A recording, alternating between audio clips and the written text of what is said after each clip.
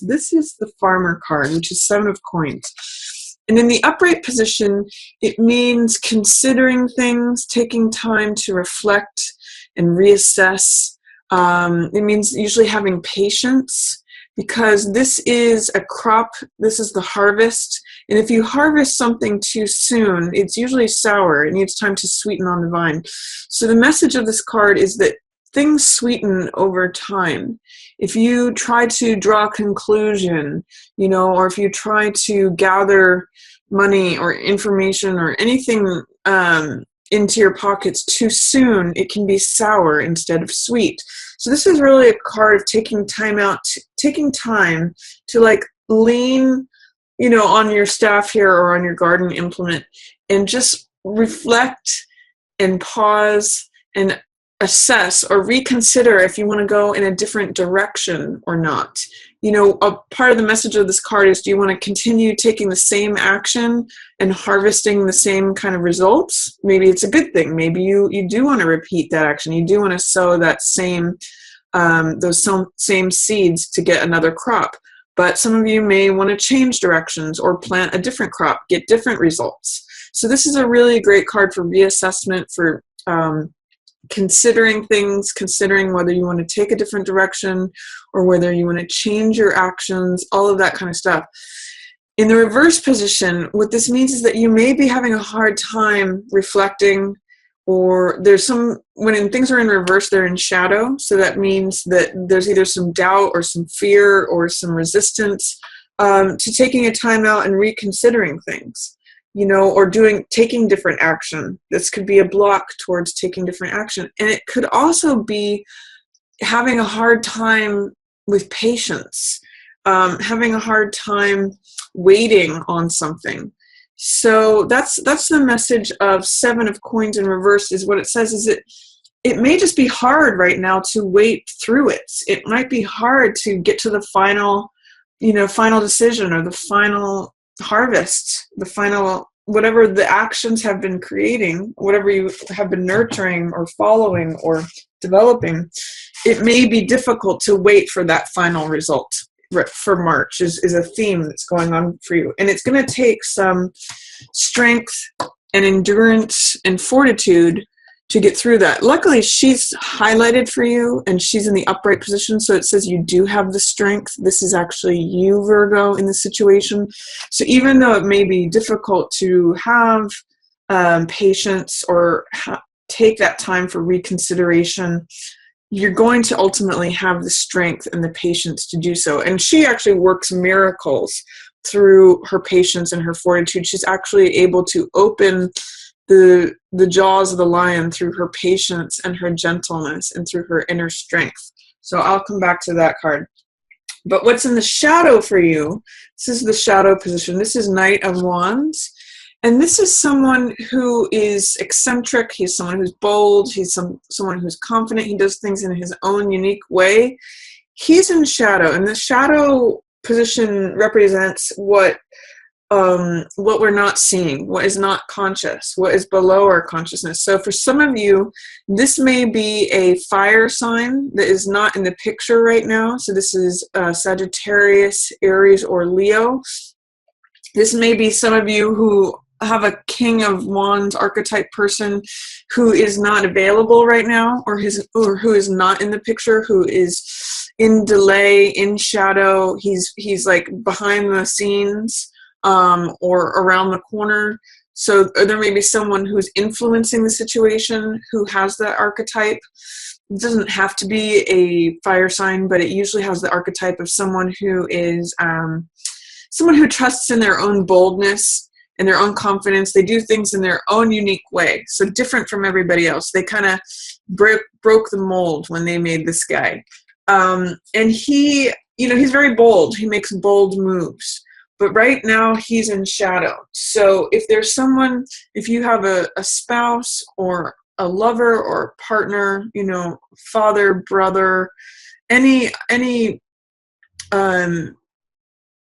person in your life that is King of Rods archetype, they're kind of like below the surface right now. They're not really impacting the situation. They're muted right now. They're there, but they're either out of the picture or in delay, or they're not coming to the surface, and they're behind the scenes.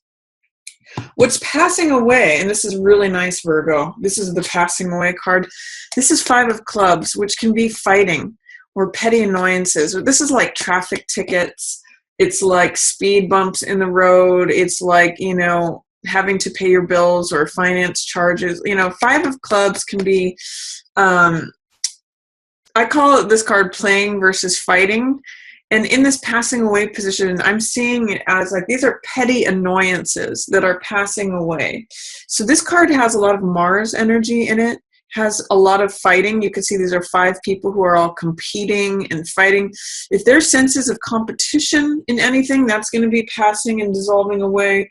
Or this is like petty arguments, any like verbal arguments, disagreements, Mars energy, which is warrior, fighting, battle, all of that. Any sort of like hot, fiery, battleground fighting energy is going to be passing away. The fight is almost over, however you translate that. And then what's approaching for you, and this is nice, Virgo, this is Queen of Rods. Look at this woman. She's actually the counterpart to King of Rods. So these two are a natural couple.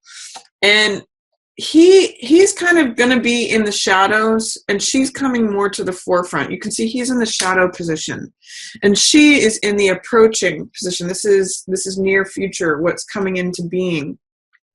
And she is bold and radiant and confident. She's usually attractive, and she's got a sunny disposition. She's positive and enthusiastic. She's passionate. She's usually pretty witty and charming. She's a fiery person. So I'm reading this as you, Virgo. I'm reading this as you showing up as sort of the best version of yourself. And this is when the sun is shining on you, and you're in a position of authority. For some of you Virgos, this could be a family member, like a mother, a sister, an aunt, someone who has a certain amount of authority, so not necessarily someone younger than you. It's possible if they have a commanding presence or a commanding personality. So this could be a Sagittarius, a Leo, or an Aries who's going to come into play or come to the surface. But I'm reading this as you, Virgo, and this could be you and the other person. If you do have a family member that is a fire sign, this could be both of you. But I'm really getting that, she's coming into her own. She's got authority over herself. Again, she's really a happy, sunny person, and she's just energetic and wholehearted in what she does, and the sun shines on her, and she's pretty much just great to be around. She's always got this charismatic, I sometimes even call her sassy. She's just funny and witty, and she's in charge of herself. And she carries with her the sunflower, which is an image of a vitality and the sun shining on you, just a sign of life. So I really get that for you, Virgo. If you're having a hard time enduring something or making a decision about something, if you're having a hard time waiting for your crop to ripen, or if you're having a hard time assessing something or reconsidering which way to go, sometimes this card can be like at a fork in the road and trying to make a decision of which way to go. Since that's challenged for you for March, just have patience. That you actually have a lot of strength to lean on right here. These two cards, as your approaching cards and your highlight cards, really show me that you're exhibiting a lot of strength and sunniness. This is a very optimistic, if you see all the yellow in these cards, that's very optimistic. That's very golden. It's sort of like golden light is going to be shining in on you, after all this Mars energy. So tap into your own strength, your own patience, your own fortitude and endurance. And if you look at her, she's very gentle. If she's very sort of quiet. And this is a card of like, maybe just tap into that inner gentle side of you. It really bolsters your strength, that calm inner guidance that you have from yourself. It's going to help you radiate your natural, confident, bold self And just, you know, Virgo, you're a sign of the Virgin that is connected with the earth. And I'm seeing these flowers in her hair here. I'm thinking sort of like the Virgin and the Lion. And she's taming this beast. She's got this can be like a deadly creature. He's the king of the jungle. And it's interesting too here for me to note that the king, there's something about how the king is going to be tamed. The king is going to be subdued because she's subduing the king of the jungle with her gentleness. She's bringing that gentleness to the lion, and he's in shadow. So there's something about the king being subdued or brought into gentleness. So you may relate to that in some way or not, Virgo. But that's my reading for you for March as far as the shadow highlight goes. The fiery energy is going to be passing away. You have an opportunity to sort of just be patient and make decisions and reassess situations. And then you're going to be coming more into your own authority through your own strength and gentleness, your own inner sort of quiet confidence. That's what I'm getting for you for March. So for the first half of March might be tough for you, Virgo. I'm seeing some challenges here, but the second half is a lot brighter, and I'm going to talk about both of those. So there may be some sadness as March opens. This is Three of Swords. So this is disappointment, betrayal, heartache. I just get the sense that something's heavy on your heart, Virgo, as March opens. And this is the storm clouds, which sometimes represent tears. You know, there's tears that need to be shed here in order to clear these clouds away. So if there's some sort of betrayal, disappointment, this can be third wheel energy. So sometimes this can be like being cheated on, or it can mean like not getting the job you wanted. It's just heartbreak, disappointment. The card if you look at the imagery of the card, that pretty much depicts it all. It means like having your heart pierced by something. So the first week of March, Virgo, I'm getting that something is heavy on your heart. And then the second week of March is going to be like you nurturing someone else. This is Five of Coins, which you can see this.